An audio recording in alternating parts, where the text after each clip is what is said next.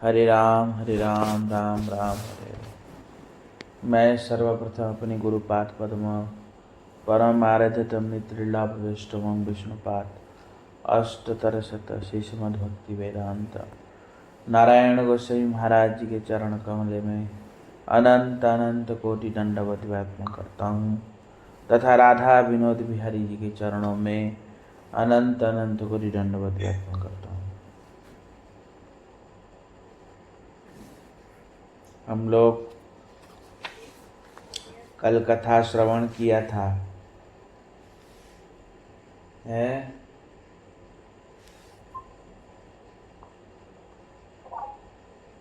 क्या सुन रहे थे कल?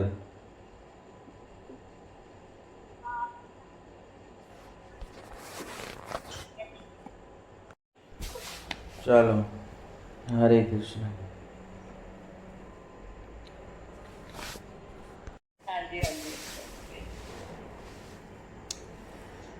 तो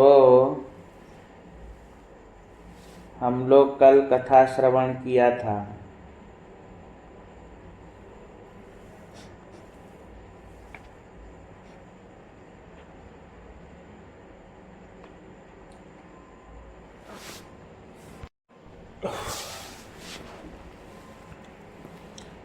चैतन्य भागवत में वर्णित हम सुने थे कल कि महाप्रभु के भक्त लोग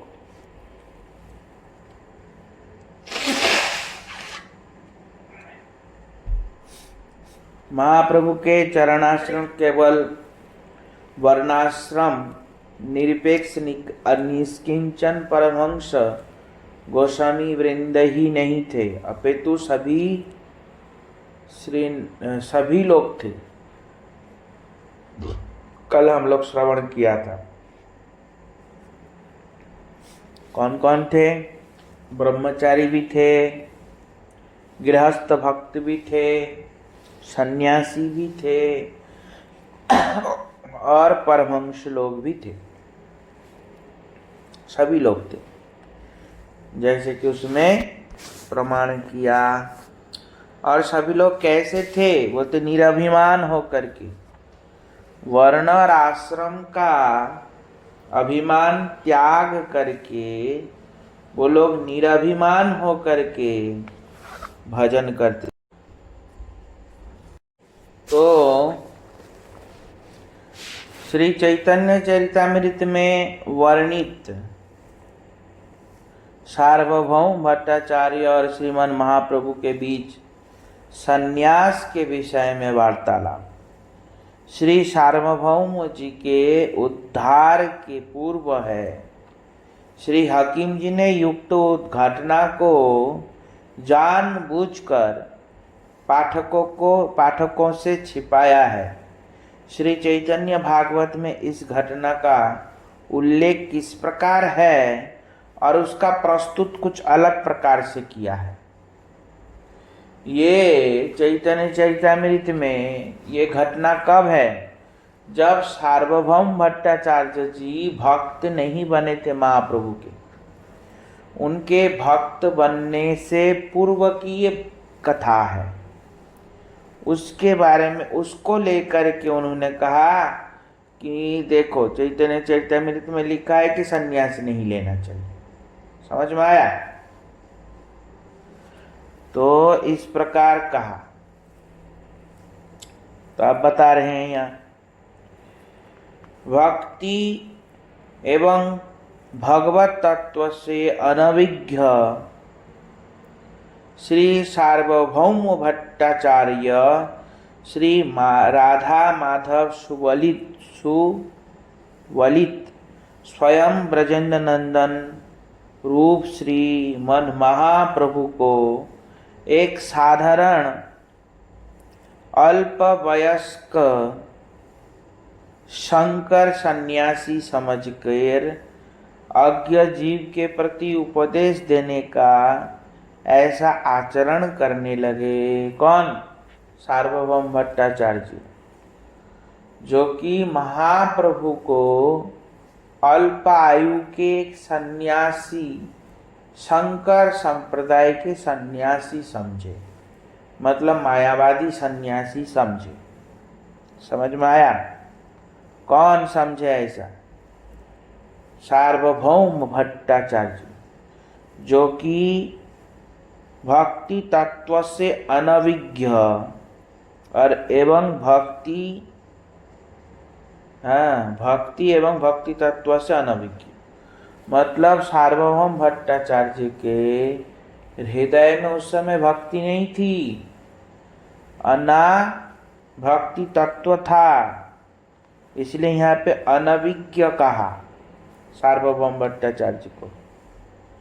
तो उन्होंने भगवान चैतन्य महाप्रभु को एक साधारण मायावादी सन्यासी बालक समझे, क्योंकि भगवान चैतन्य महाप्रभु तो बहुत कम उम्र में सन्यास ले लिया था, इसलिए उन्होंने ऐसा समझा।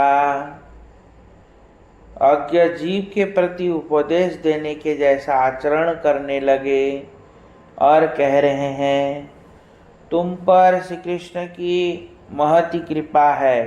कौन कह रहे हैं? सार्वभौम भट्टाचार्य भगवान चैतन्य महाप्रभु को कह रहे हैं, तुम परम बुद्धिमान भी लगते हो, फिर भी तुमने सन्यास क्यों ग्रहण किया? कौन कह रहे हैं? सार्वभौम भट्टाचार्य। कहाँ? चैतन्य चरितामृत। तनिक विचार तो करो, सन्यास में क्या रखा है? कौन कह रहे हैं ये बात? सार्वभौम भट्टाचार्य जी भगवान चैतन्य महाप्रभु को कह रहे हैं, क्योंकि उस समय उनके अंदर भक्ति नहीं थी और ये चैतन्य चरितामृत में उस समय कह रहे थे। तो उस कथा को तरोड़ मरोड़ के ये हकीम जी ने पेश किया कि ये चैतन्य चरितामृत की कथा। अब वो किस प्रसंग में कह रहे हैं, कौन कह रहा है, ये बताया नहीं समझ में आया। तो अब बता रहे हैं, सन्यास क्यों ग्रहण किया? तनिक विचार तो करो, सन्यास में क्या रखा है?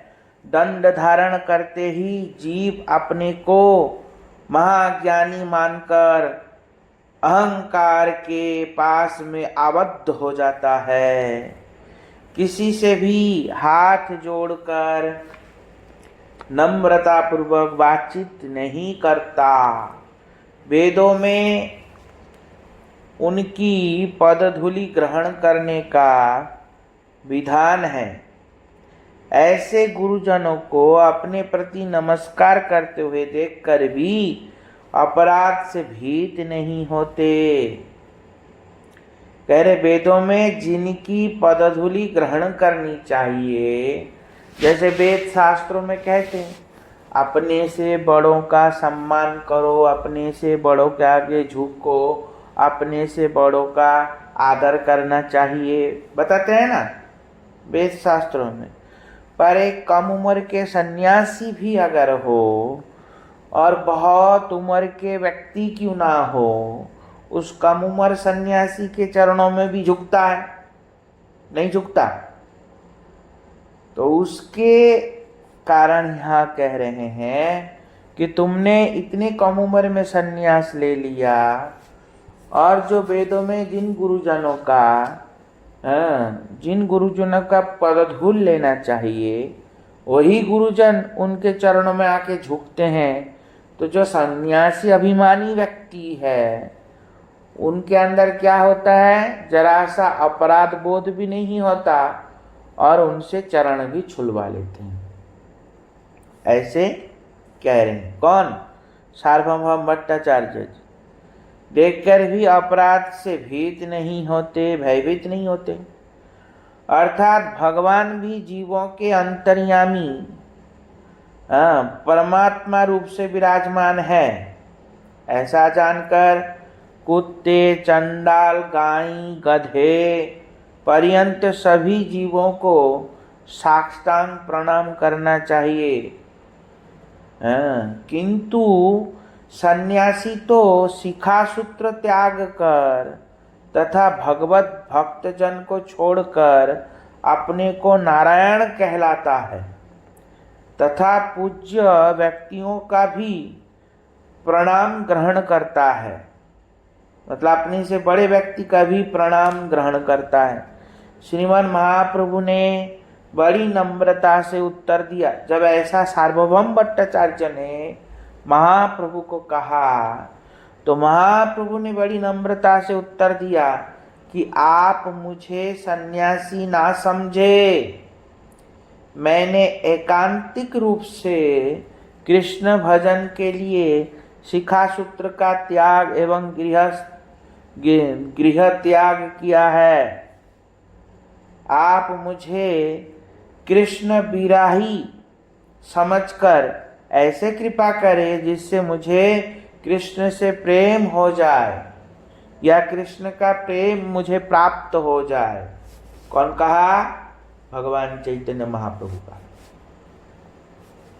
हाँ, अर्थात त्रिदंडी भिक्षु के वचन सत्य एवं कल्याण जनक है, क्योंकि भगवान चैतन्य महाप्रभु ने अन्य जगह में और भी कहा, प्रभु कहे साधु होई भिक्षुर वचन मुकुंद सेवन व्रत कैल निर्धारण।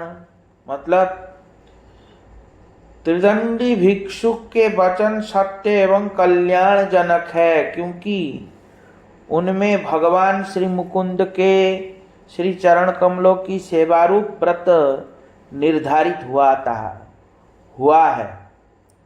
क्योंकि जो त्रिदंडी सन्यासी होते हैं वो लोग भगवान मुकुंद के सेवा व्रतधारी होते, मतलब भगवान मुकुंद की सेवा करेंगे ऐसा व्रत धारण करते हैं।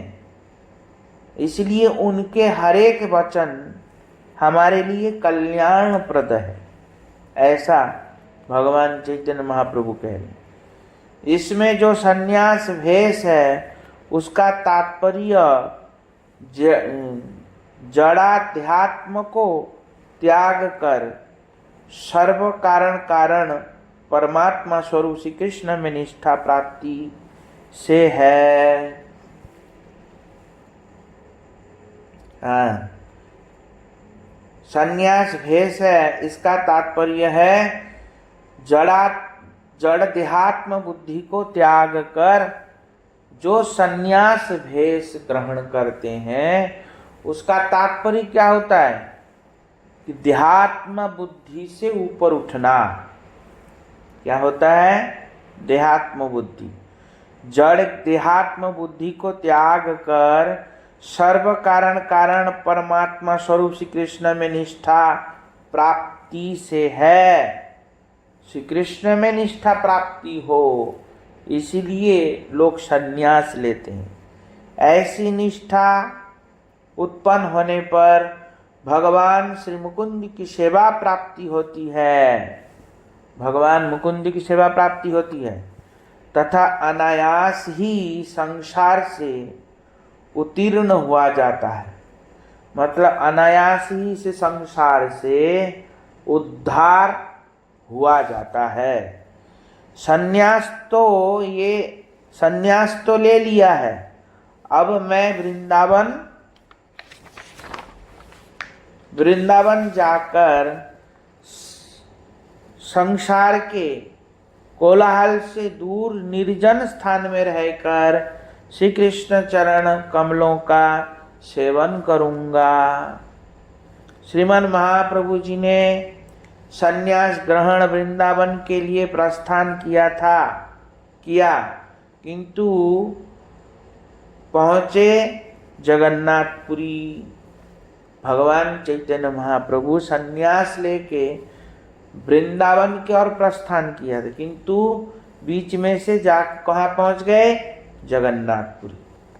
वहाँ सार्वभौम से मिलन हुआ और सार्वभौम जी ने उनको युक्त सन्यासी के भेष में उपदेश किया और पीछे आत्मरामश्च मुनयो इस श्लोक की व्याख्या सुनकर एवं षड्भुज रूप दर्शन कर उनका भ्रम दूर हुआ और फिर वो तो वे श्रीमद् महाप्रभु के सभी गृहस्थ एवं सन्यासी परिकरों का आदर करने लगे। तब क्योंकि जिस समय महाप्रभु जगन्नाथपुरी में रहते थे उस समय सार्वभौम भट्टाचार्य जी वहीं रहते थे और भगवान चैतन्य महाप्रभु भगवान जगन्नाथ जी का दर्शन करके भाव में विभोर होके धड़ाम करके गिर पड़े। सार्वभौम भट्टाचार्य जी समझ गए और महाप्रभु को अन्य लोगों को बुला करके अपने घर में ले गए, क्योंकि महाप्रभु इतने सुंदर और इतने आकर्षित थे कि सार्वभौम भट्टाचार्य जी को उनके प्रति दया आई, महाप्रभु के प्रति। और दया आने के बाद उनको ऐसा समझाया, तुम सन्यास क्यों ले लिया बचपन में, इतना छोटे में, लोग तुमको पैर छुएगा, तुमको विष्णु मानेगा, हाँ तुम्हारा अपराध होगा, पाप लगेगा, ऐसे ऐसे सब भगवान चैतन्य महाप्रभु को समझा रहे थे। तो महाप्रभु भी बड़े आराम से सुन रहे थे। महाप्रभु ने सोचा ये मेरे को तो हित ही तो सोच रहा है, मेरा हित के लिए ही तो बोल रहा है, तो इसलिए महाप्रभु कुछ नहीं कहा। और महाप्रभु को कहा तुम कल आना, मैं तुमको कल से वेदांत सुनाऊंगा। तो महाप्रभु को वेदांत सुनाते और सुनाते सुनाते, वेदांत का तात्पर्य क्या है, भागवत, तो भागवत सुनाते और भागवत में आत्मरामश्च मुनयो ये कथा सुनाया। और महाप्रभु 3-4 दिन तक कथा सुने पर कुछ उत्तर नहीं देता। तो सार्वभौम भट्टाचार्य जी कहते ये उत्तर क्यों नहीं देता, ऐसे नहीं समझ में आया, ये उत्तर नहीं देता क्यों। महाप्रभु के लिए ऐसा सार्वभौम भट्टाचार्य जी समझे। महाप्रभु ने फिर एक दिन सार्वभौम भट्टाचार्य ने पूछा कि तुम कुछ बोलते क्यों नहीं, तुम सुन रहे हो कि नहीं सुन रहे हो, हमको पता कैसे चलेगा तुम सुन भी रहा है कि नहीं है। जैसे यहाँ पे कुछ लोग आते हैं बिल्कुल अंधेरा करके, अब हमको क्या पता चलेगा वो लोग कथा सुनता है नहीं सुनता, समझ में आया, पता चलेगा। हमको तो लगता है वो सुनते नहीं, कोई सोते सोते सुनता होगा, कोई बैठे बैठे, कोई इधर उधर घूमते घूमते, तभी वो लोग बंद करके रखते हैं अपने आप को छिपा के। आया समझ। इतने बार बोल दिया तब भी नहीं आते हैं, क्या समझ में आया। देखो ना, सुन भी नहीं रहे, सुने हैं या नहीं सुने ये भी नहीं पता। गुरुदेव सुन रहा है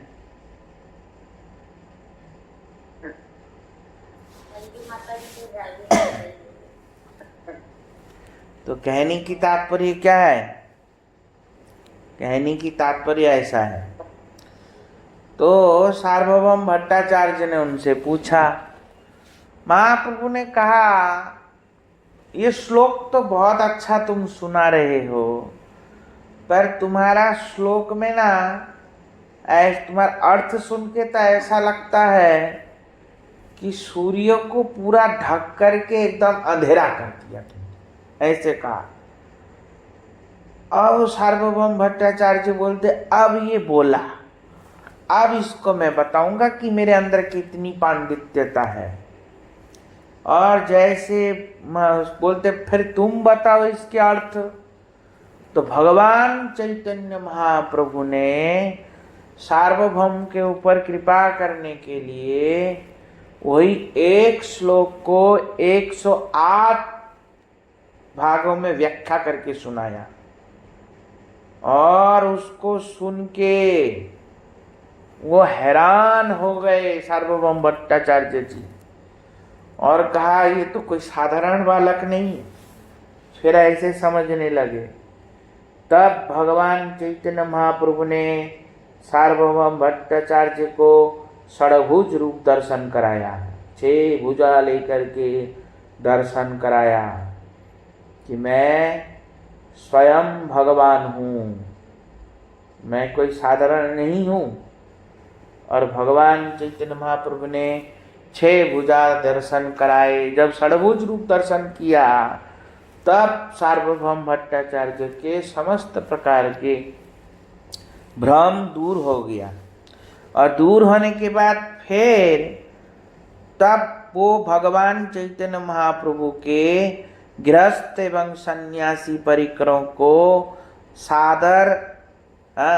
आदर करने लगते थे, उनको प्रणाम करते थे। श्री चैतन्य चरितामृत के चैतन्य भागवत, चैतन्य चंद्रामृत आदि सभी ग्रंथों में सन्यास के प्रति आदर भाव देखा जाता है। सभी ग्रंथों में सन्यास के प्रति आदर भाव प्रदर्शित हुआ है, ऐसे कह रहे हैं।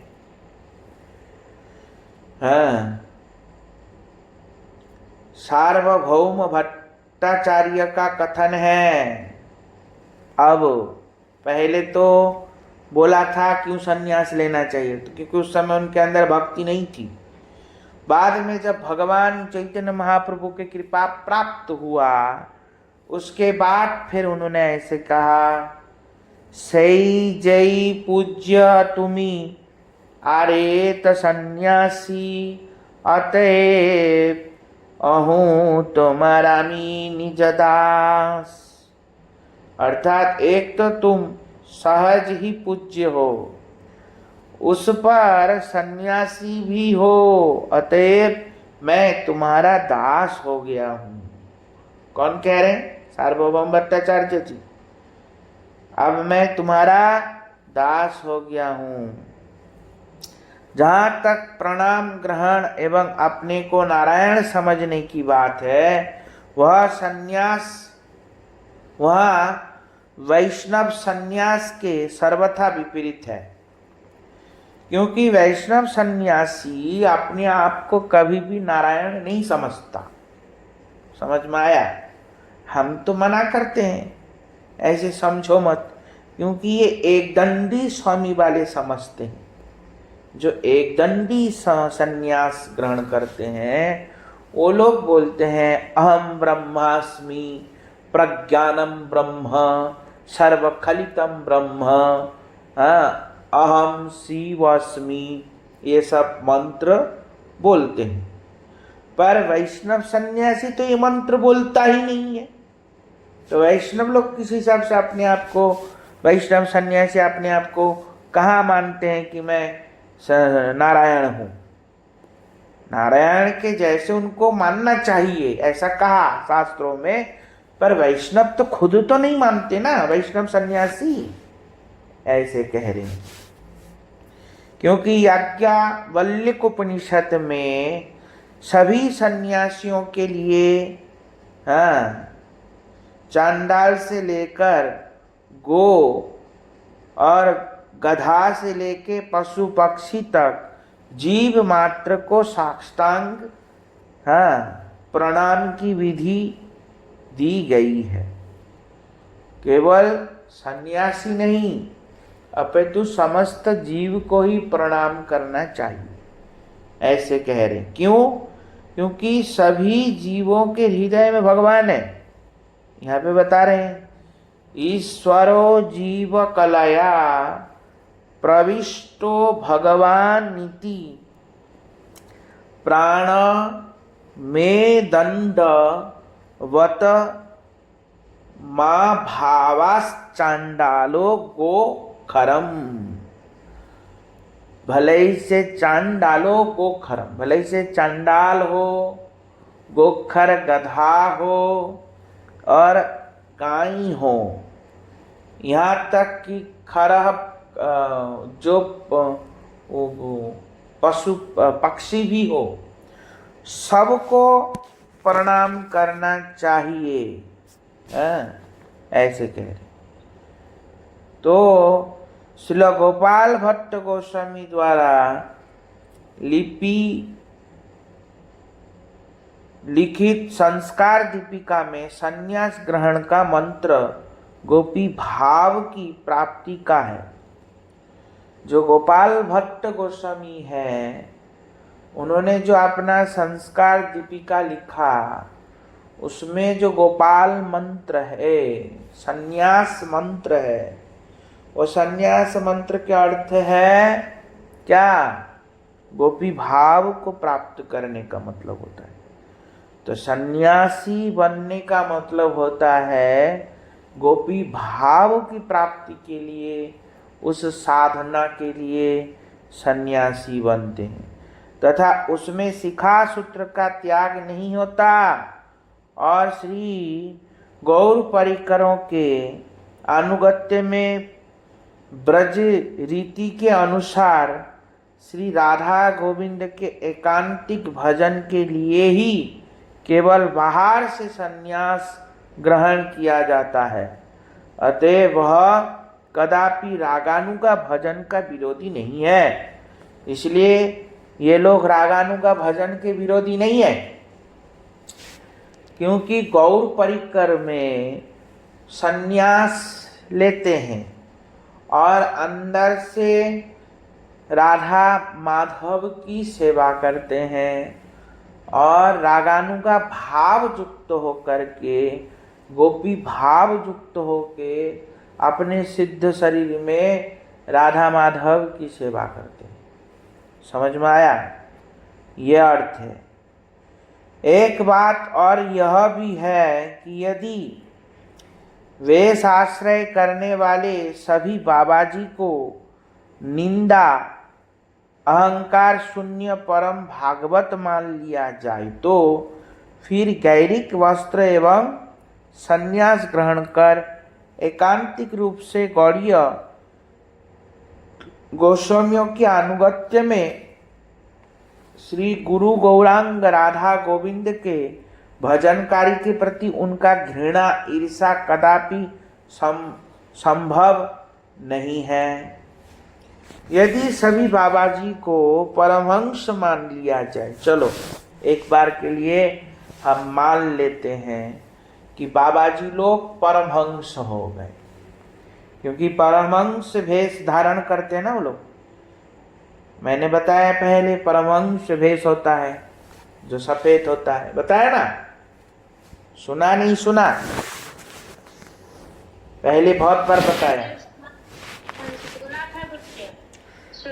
तो परमहंस अगर बाबाजी लोगों को मान लिया जाए कि ये परमहंस है, तो अगर वो परमहंस है तो परमहंसों के अंदर तो अभिमान तो रहता नहीं। निंदा अहंकार शून्य परम भागवत मान लिया जाए तो उनके अंदर तो अहंकार नहीं रहता, वो तो किसी की निंदा नहीं करते, ना वो किसी को ना उनको किसी का होश रहता है ना। अगर ऐसे मान लिया जाए तो फिर जो एकांतिक रूप से सन्यासी जो राधा गोविंद की सेवा करते हैं, फिर उनके प्रति उनकी घृणा ईर्षा ऐसा क्यों है? यदि भेष आश्रय करने वाला परम हंस अवस्था का अभिमानी हो कोई व्यक्ति दूसरे एकांतिक भजन करने वालों को घृणा की दृष्टि से देखे एवं अपत्य व्यक्ति समझे, तो क्या वे परमहंस या रागानुग या वैष्णव माने जाएंगे? यहाँ पे कह रहे हैं अगर कोई परमहंस है, कोई एकांतिक भजन करने वाले व्यक्ति के प्रति, वो भी उसी संप्रदाय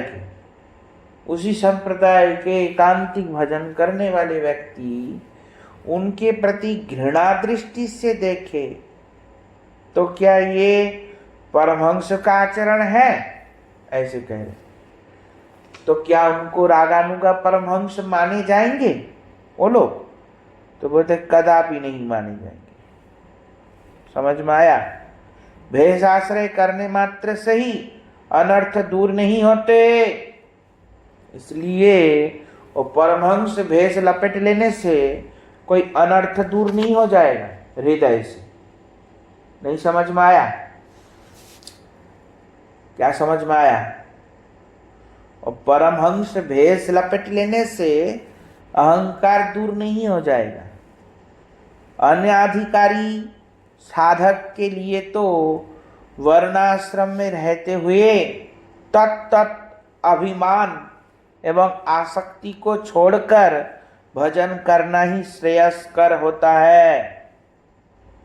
अधिकार उपस्थित होने पर स्वयं आश्रम वर्णाश्रम की विधियों से निरपेक्ष होकर एकांतिक रागानुगीय भजन में प्रवेश होगा। अन्यथा अनाधिकारी व्यक्ति द्वारा निरपेक्ष परमहंस वैष्णवों का अनुकरण करने पर विपरीत फल अनर्थ ही हाथ आएगा, अनर्थ ही अनिवार्य हो जाएगा। क्योंकि अधिकार नहीं है, अधिकार नहीं है। क्या कह रहे हैं? वैष्णवों का अनुकरण करने से ही वैष्णव नहीं होया जाता। तो उसी प्रकार कह रहे हैं श्रीमद् महाप्रभु ने किसी को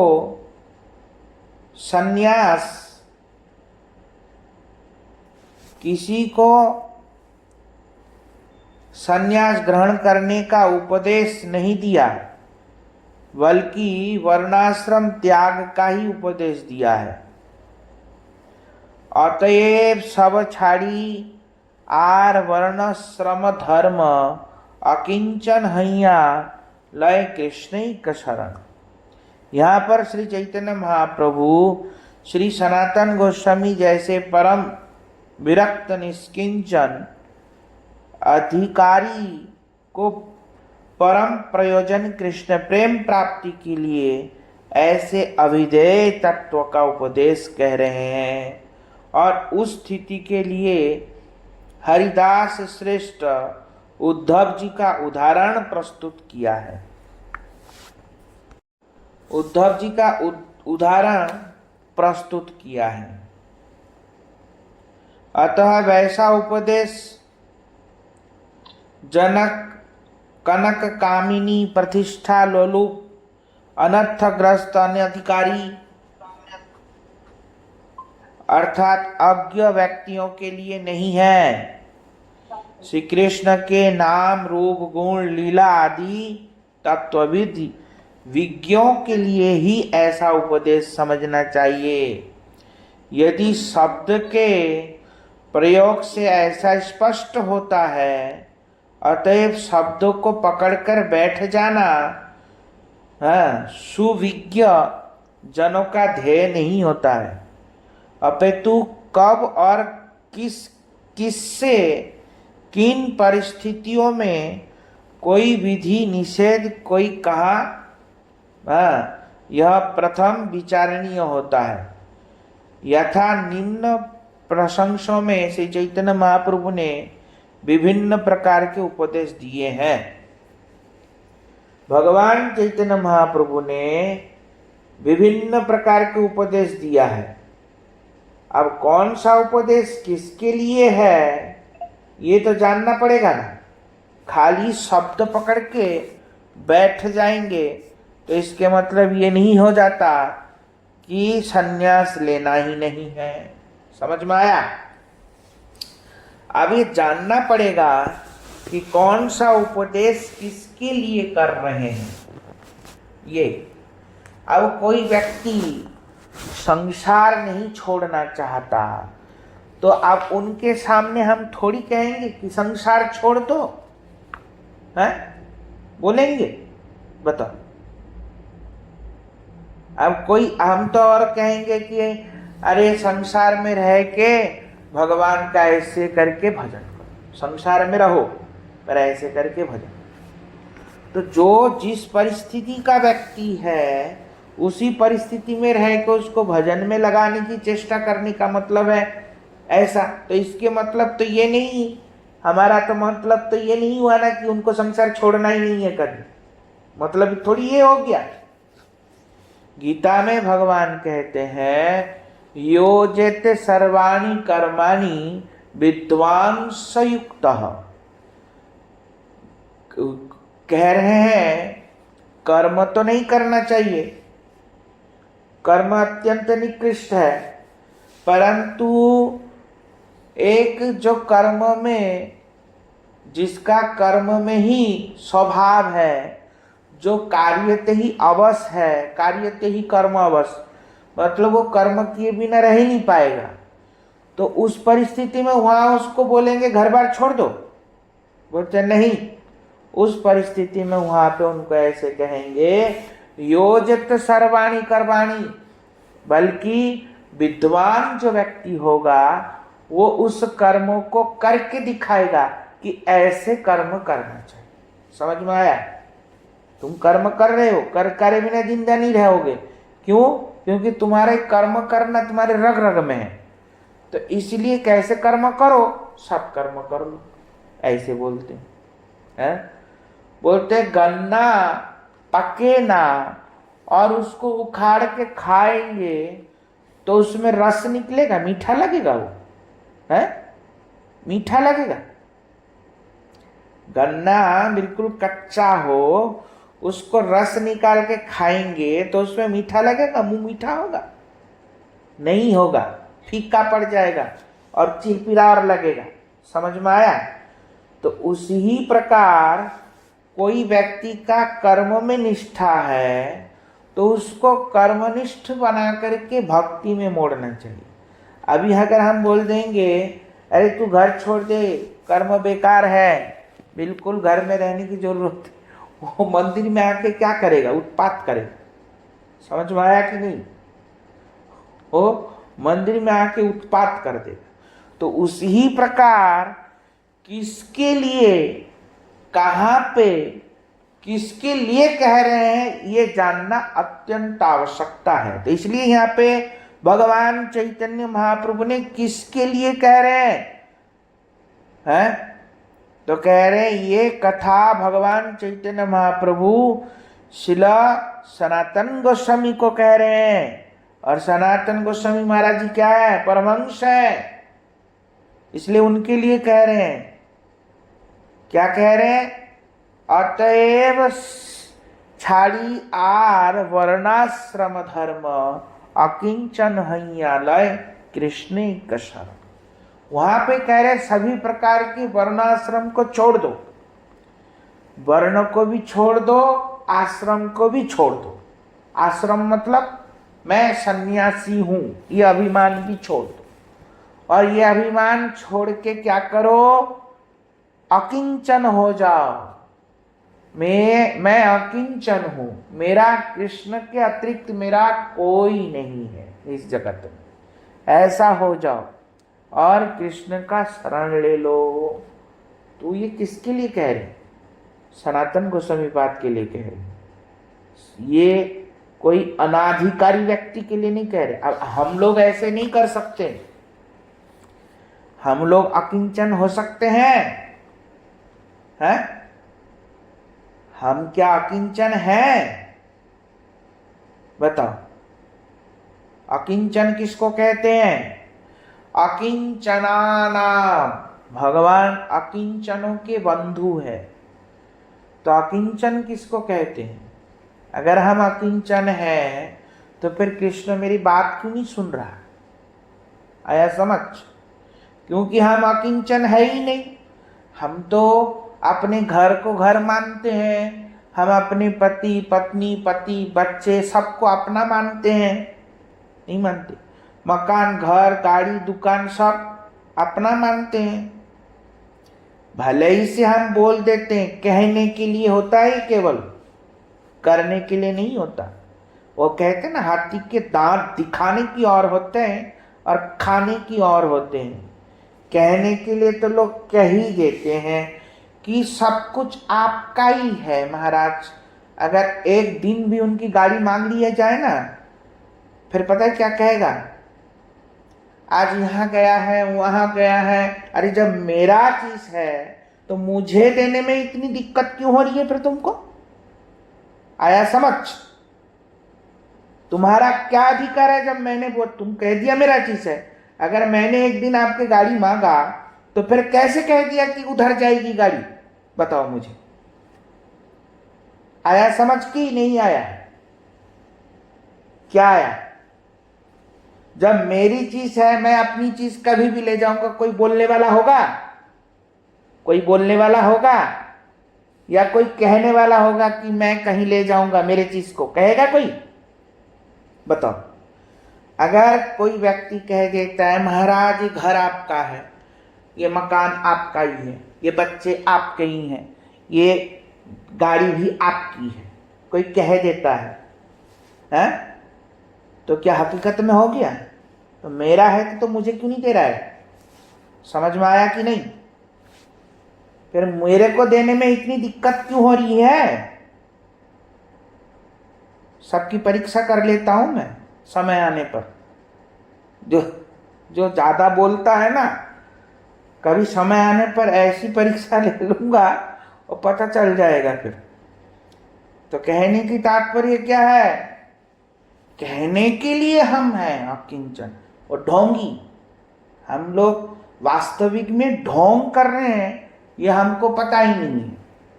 तो इसलिए अकिंचन किसको कहते हैं और किन के लिए उपदेश है, ये जानना बहुत जरूरी है।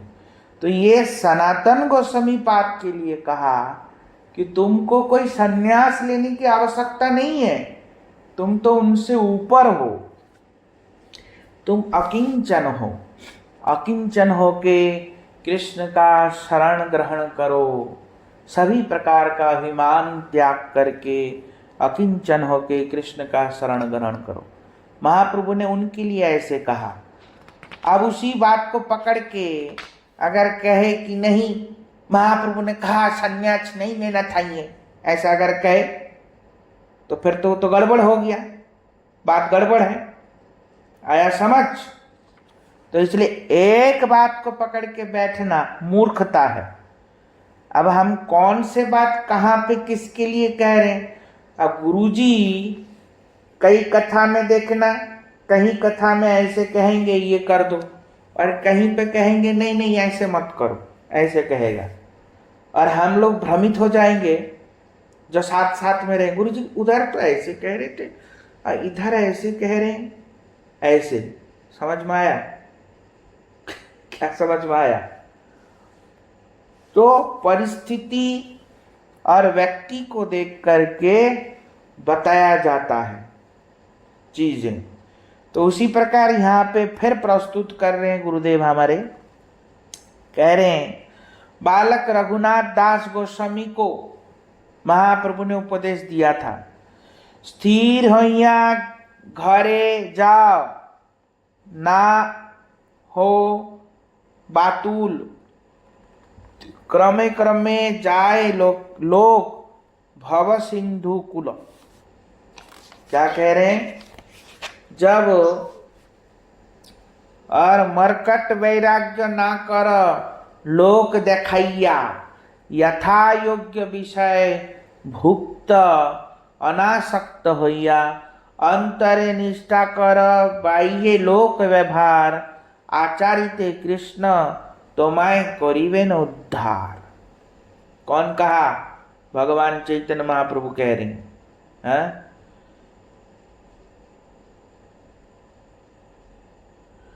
तो भगवान चैतन्य महाप्रभु क्या कह रहे हैं? जब बालक रघुनाथ दास गोस्वामी छोटे अवस्था में थे, उस समय आ गए भगवान चैतन्य महाप्रभु के पास, और कहा मैं तो नहीं जाऊंगा, आपके चरण छोड़ के कहीं नहीं जाऊंगा, मैं आपके चरणों में ही रहूंगा, ऐसे ऐसे कहने लगे। तो महाप्रभु ने उनको कहा ना ना, स्थिर होइया घरे जाओ, स्थिर होके अपने घर जाओ। अरे भगवान के पास कोई जीव आ गया तो भगवान खुद क्यों संसार में फिर भेज देंगे? बताओ है? अगर ये दृष्टि लेके कोई देखेगा तो बोले महाप्रभु ने तो गलत कर रहे हैं, फिर तो महाप्रभु के चरणों में आया बेचारा। हाँ, और महाप्रभु कह रहे स्थिर होकर घर चले जाओ, ये कैसी बात है? और फिर क्या कह रहे हैं, क्रमे क्रमे जाए लोग भव सिंधु कुल, धीरे धीरे भव सागर से तर जाएंगे, अभी घर जाओ। मरकट वैराग्य ना करो, मरकट वैराग्य करने की कोई जरूरत नहीं है। लोग दिखाइए, लोगों को दिखाने की वैराग्य। हम लोग पता है क्या करते हैं, दिखाने की बड़ी चेष्टा करते हैं कि हमारे अंदर कितनी भक्ति है, हम कितना त्याग करके रहते हैं, हम कितना सात्विकी है, ये सब दिखाते। वो जो दिखाने की चेष्टा करते हैं ना, वही मरकट है। वो क्या है? मरकट के मतलब होता है बंदर। मरकट का मतलब क्या होता है? बंदर, बंदर वाला वैराग्य। तो जिनके अंदर ये दिखाने की चेष्टा है ना, अगर किसी के अंदर वैराग्य आएगा, युक्त वैराग्य का लक्षण क्या है? वो स्वाभाविक आता है, वो कृष्ण के प्रति प्रेम होने से आता है, उसको कहते हैं युक्त वैराग्य। उसके अंदर दिखाने की चेष्टा नहीं रहेगी, उसके अंदर ये भावना नहीं रहेगा कि मैं कोई सेवा करूंगी तो 10 लोग देखे, मैं कुछ करूंगा तो 4 लोग तारीफ करे, ये भावना नहीं रहे। समझ में आया? अगर ये भावना है कि मेरी सेवा 10 लोग देखे, मेरी सेवा देख करके लोग थोड़ा गुनगुनाए, ये भावना है, तो इसका मतलब वही हमारे मरकट वैराग्य। या मेरे अंदर ये भावना कि मैं इतना त्याग किया, देखो मैं कितनी सादगी से रहती हूँ या रहता हूँ, मेरे तो कोई पहनने की शौक नहीं, मेरे कोई खाने की शौक नहीं। कुछ लोग ऐसे करके दिखाते हैं। हाँ, और किसी को देखने की भी इच्छा ना होगा ना, वो सब कुछ दिखाएंगे खोल खोल के, ये देखो, ये देखो, ऐसे। कुछ कुछ लोग होते हैं ऐसे, इतने अभिमानी, अंदर घुसा पड़ा है, और फिर भी समझेंगे कि मैं अभिमान नहीं हूं। है? समझ में आया? भले ही से उनको सुनने की भी इच्छा नहीं होगा, तब भी जबरदस्ती सुनाएंगे। कुछ कुछ लोग होंगे ऐसे। तो और अपने आप को फिर ऐसे लोग पता है क्या करते हैं, अपने आप को उल्टा और सोच लेता है मैं तो महाभागवतनी, महाभागवत, ऐसे मैं कम थोड़ी हूं, ऐसे और सोच लेते। समझ में आया? तो ये सब मरकट वैराग्य के लक्षण है, तो ये लक्षण जानना चाहिए। ये सब बंदर वाला वैराग्य है। तो महाप्रभु कह रहे हैं ये बंदर वाला वैराग्य मत करो, यथा योग्य विषय भूजो, जितना तुमको विषय चाहिए उतना भोग करो, महाप्रभु कह रहे हैं। पर करो कैसा? अनासक्त होइया, अनासक्त हो करके विषय भोग करो, और अंतरे निष्ठा करो बाह्य लोक व्यवहार। अंदर तो कृष्ण के प्रति प्रेम, और बाहर से लोगों के प्रति व्यवहारिक। और आचारिते कृष्ण तुम्हें करिबे न उद्धार, एक दिन निश्चय ही तुम्हारा उद्धार कृष्ण करेगा, ऐसे करोगे तो। हाँ, वृद्ध माता पितार जाई करह सेवन, वैष्णव पास भागवत कर अध्ययन। रघुनाथ दास गोस्वामी को कह रहे हैं, हाँ, वृद्ध माता पिता की सेवा करो और वैष्णव पास भागवत कर अध्ययन, वैष्णव के पास जाकर के भागवत का अध्ययन करो। हाँ, शिवानंद सेन को कहा, भगवान चैतन्य महाप्रभु ने क्या कहा? गृहस्थ होएन यह चाहिए संचय, संचय ना कोइले कुटुंब भरण ना हो। तो गृहस्थ होकर के अगर थोड़ा संचय नहीं करोगे तो कुटुंब का भरण पोषण कैसे होगा? इसलिए गृहस्थ होकर के थोड़ा संचय करना चाहिए। महाप्रभु ऐसा शिक्षा भी दिया है। समझ में आया? घरे जाइया करो सदा कृष्ण कीर्तन, कृष्ण नाम कृष्ण कथा कृष्ण आराधन। घरे गिया कर सबे कृष्ण संकीर्तन, पुनरपि आमा संगे हईबे मिलन। क्या कह रहे हैं? घर में जाओ और कृष्ण संकीर्तन करो, कृष्ण नाम कृष्ण कथा कृष्ण आराधन, कृष्ण की आराधना करो। और घरे गिया कर सबे कृष्ण कीर्तन, घर में जाके सभी लोग कृष्ण का कीर्तन करो। पुनरपि आमा संगे हईबे मिलन, फिर पुनर् मैं तुम लोगों से मिलन करूंगा, ऐसे कहते हैं। हाँ, संन्यास ग्रहण के पश्चात महाप्रभु शांतिपुर में जब गए थे तब ऐसे कहा। किबा विप्र, फिर कह रहे राय नमानंद से, किबा विप्र किबा न्यासी शूद्र के न नय, जय कृष्ण तत्ववेत्ता सही गुरु है। श्री चैतन्य महाप्रभु ने स्वयं यह संकल्प लेकर के ही अवतीर्ण हुए हैं कि मैं स्वयं भक्त भाव अंगीकार एवं आचरण कर विश्व में सर्वत्र ही विशुद्ध भक्ति का प्रचार करूंगा। भगवान ने ऐसा ही स्वयं आचरण करके उसका प्रचार किया है। इसलिए भगवान चैतन्य महाप्रभु कहते हैं, आपनी करीनु भक्ति भाव अंगीकारे, आपनी आचारी भक्ति सिखाऊन सवारी। आपने ना कोईले धर्म सिखाना न जाए, अतः यही तो सिद्धांत गीता भागवत का। भगवान चैतन्य महाप्रभु कह रहे हैं, आपनी कोरिनु भक्ति भाव अंगीकार, मैं भक्ति भाव अंगीकार करके अपनी आचारी भक्ति सिखानु सवार, मैं भक्ति करके सबको जगत में सिखाऊंगा।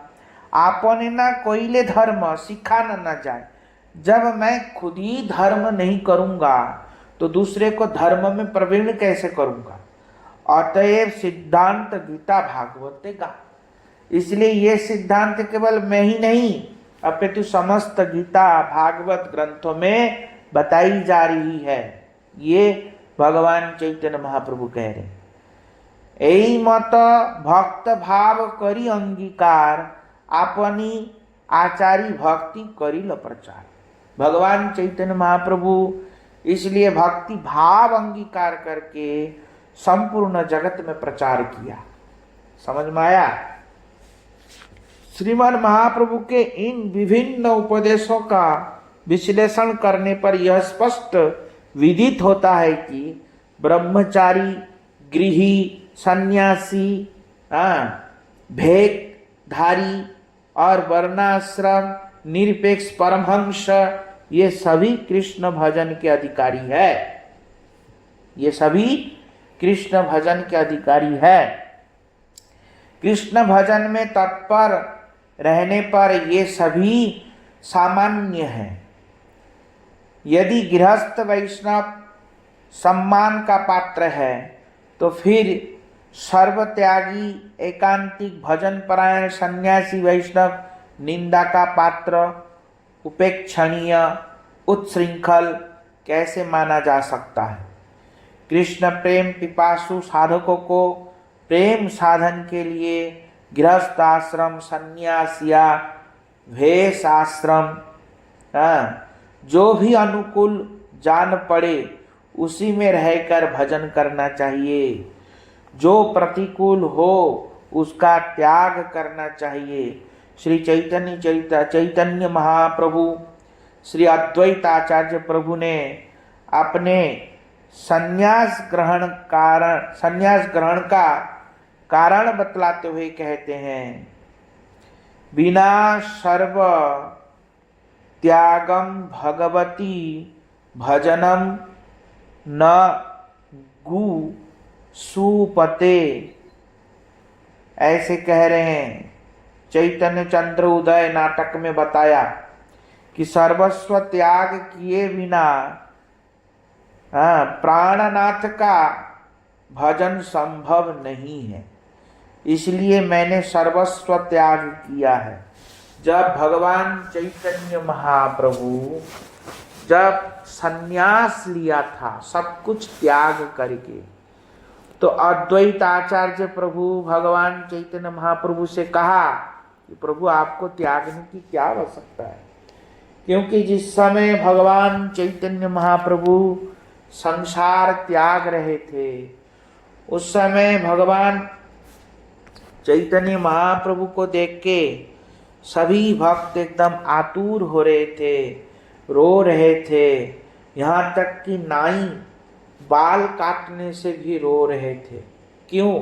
भगवान चैतन्य महाप्रभु के बाल इतनी सुंदर, इतनी घुंघरालू बाल है, उसको काट रहे थे तो वो लोग सब रो रहे थे, सभी नदियावासी रो रहे थे, सभी लोग रो रहे थे महाप्रभु चले जाएंगे हमको अनाथ करके, ऐसे करके कितना। तो उस समय भगवान चैतन्य महाप्रभु ने कहा कि सर्वस्व त्यागे बिना प्राणनाथ का भजन संभव नहीं है, इसलिए मैंने सर्वस्व त्याग किया है। मैं अद्वैतवादी मुक्ति कामी निर्विशेष ज्ञानियों की भांति त्यागी नहीं हूँ। विशेषतः अतिशय चंचल अपने मन रूपी पशु को दंड देने के लिए ही मैंने सन्यास का दंड धारण किया है। क्या कह रहे हैं? क्या कह रहे हैं? भगवान चैतन्य महाप्रभु कह रहे हैं विशेषतः अतिशय चंचल, अपने आप को कह रहे हैं अतिशय चंचल अपने मन रूपी पशु को दंड देने के लिए ही मैंने ये सन्यास दंड धारण किया है। तो सन्यास लेने का मतलब ये नहीं है कि हम श्रेष्ठ हो गए। सन्यास लेने के मतलब है मेरा मन रूपी जो पशु है वो अत्यंत उद्दंड है, पापी है, उसको मैं दंड दूंगा दंड से, इसलिए सन्यास दंड लिया। ये भगवान चैतन्य महाप्रभु कह रहे, वास्तविक में वो तो स्वयं भगवान है, पर ये हमको समझा रहे हैं, हमारे जैसे बद्ध जीव को लक्ष्य करके भगवान ऐसे बता रहे हैं। अतः किसी को ऐसे सन्यास में आपत्ति की ही बात दिखाई देती है क्या? तो भगवान चैतन्य महाप्रभु इस प्रकार दंड धारण करने का जो विधान बताया, तो किसी को भी इस दंड धारण करने का आपत्ति अब दिखता है? ऐसे कह वे कहते हैं श्री महाप्रभु का सन्यास लीला उनकी स्वरूपानु संबंधिनी लीला मात्र है, किंतु उनकी सन्यास लीला जीव शिक्षा एवं जीव कल्याण के लिए भी तो है। आपनी आचारी धर्म सिखानु ना सवारे। तो नाहम विप्र श्लोक में श्रीमन महाप्रभु ने जीव के शुद्ध स्वरूप की शिक्षा दी है। उसका तात्पर्य यह है कि भक्ति साधक अपने को किसी भी स्थूल सूक्ष्म जड़ीय उपाधियों में आबद्ध न रखकर शुद्ध चिन्मय कृष्णदास समझेंगे। क्या केवल सन्यासी में ही सन्यासी का अभिमान अनिवार्य है? गृहस्थ और भेषाश्रय करने वालों में भी अहंकार की संभावना नहीं है। इसलिए हकीम जी का विचार ऐसा ही प्रतीत होता है। वर्णाश्रम में रहते हुए भी वर्णाश्रम के प्रति अभिमान एवं आसक्ति छोड़ने के लिए ही संन्यास का व्यवस्था है। अतः बाह्य अभिमान को छोड़कर परात्मा निष्ठा संपन्न होकर कृष्ण भजन करना ही काम्य है। हाँ, श्री सनातन गोस्वामी ने गौड़ीय वैष्णवों के लिए गैरिक वस्त्र धारण करना निषिद्ध बतलाया है? नहीं बताया। रक्त वस्त्र वैष्णवेते परिते ना युयाय, तो रक्त वस्त्र पहनने के लिए मना किया, पर गैरिक वस्त्र पहनने के लिए मना नहीं किया। उन्होंने कहा था ना लाल वस्त्र पहनने के लिए मना किया, तो रक्त वस्त्र के मतलब जैसा रक्त के जैसा जो लाल वस्त्र होता है ना, जो मायावादी पहनते हैं। समझ में आया कि नहीं? मायावादी का कैसा कपड़ा होता है? एकदम लाल, रक्त के जैसे लाल होता है। तो ऐसे रक्त के जैसे लाल कपड़ा पहनने के लिए मना किया, ना कि गेरुआ वसन पहनने के लिए मना किया। समझ में आया? तो उन्होंने बताया था ना कि रक्त वस्त्र सनातन गोस्वामी ने मना किया। बोलते नहीं, रक्त वस्त्र पहनने के लिए मना किया, पर गेरुआ वसन पहनने के लिए मना नहीं किया, कसाय वस्त्र पहनने के लिए मना नहीं किया। तो इसलिए ये क्या किया क्या नहीं किया ये अच्छे से जानना चाहिए, और बाकी की कथा हम लोग कल श्रवण करेंगे। वांछा कल्पतरुभ्यश्च कृपा सिंधुभ्यश्च पतितानां पावनेभ्यो वैष्णवेभ्यो नमः।